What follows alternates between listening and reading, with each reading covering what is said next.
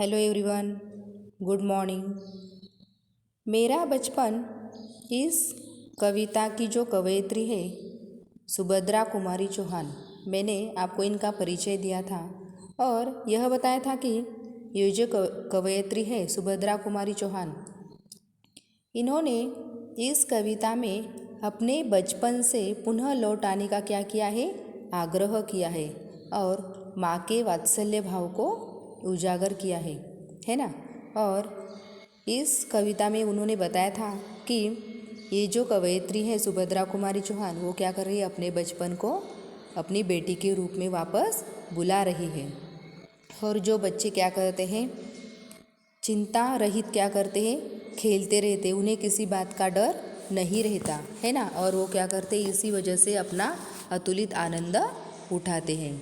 और क्या करते हैं, रोते हुए क्या करते हैं, अब खुद के लिए जो भी चीज़ चाहिए वो क्या करते हैं, रोकर वह चीज़ मांग लेते हैं।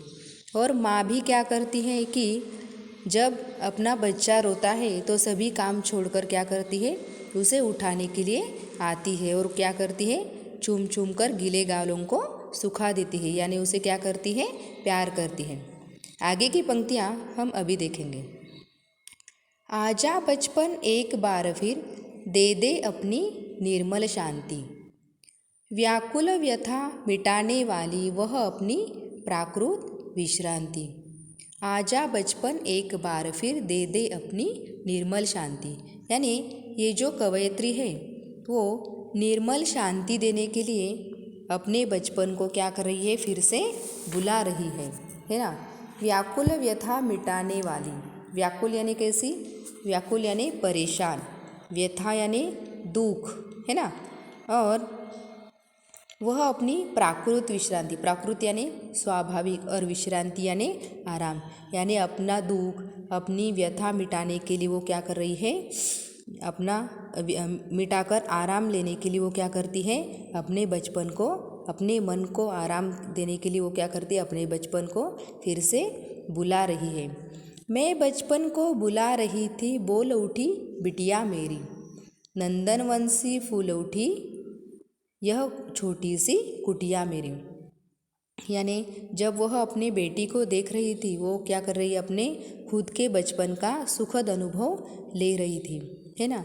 नंदनवंशी फूल उठी यह छोटी सी कुटिया मेरी, कुटिया यानी उस ये कवयित्री का ये जो घर है वो अपनी बेटी की जो छोटी छोटी जो मंजुल ये है, छोटी छोटी अदाएँ हैं, उनको देखकर वो क्या बोल रही कि मेरी यह कुटिया क्या हो गई है, फूल उठी है, नंदनवंशी फूल उठी है।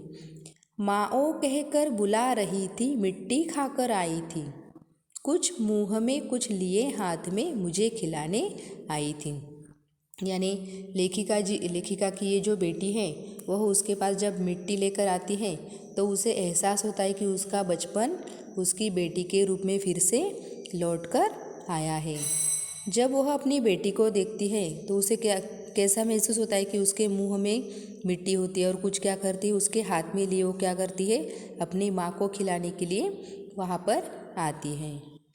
मैंने पूछा यह क्या लाई, बोल उठी माँ काऊ, हुआ प्रफुल्लित हृदय खुशी से, मैंने कहा तुम ही खाओ।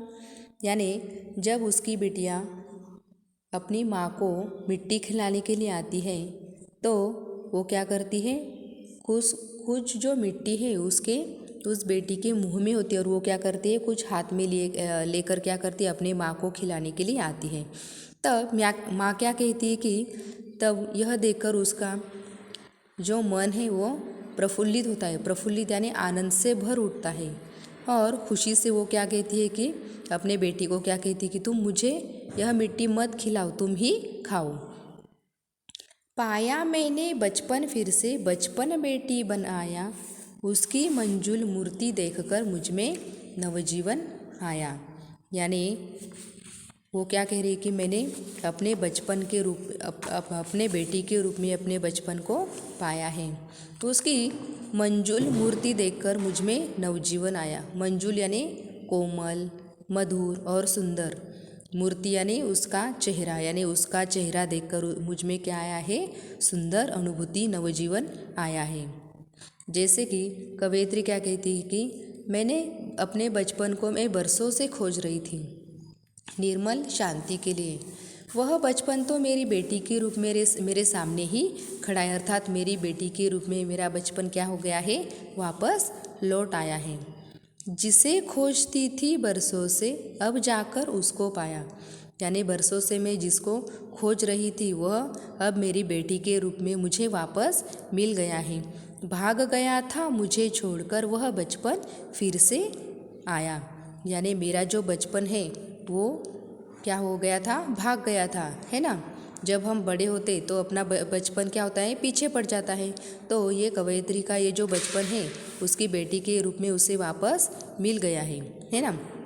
तो देखिए यह कविता देखकर हमें अपने बचपन की यादें याद आती है, और ये बचपन की यादें हम सब क्या करते हैं, देखकर और अपनी माँ से सुनकर क्या करते हैं, अपने आप को प्रफुल्लित और प्रफुल्लित महसूस करते हैं। यह कविता अच्छे से समझ लीजिए और पंक्तियों के अर्थ भी अपने कविता का अर्थ अपने नोटबुक में लिख लीजिए। Thank you very much.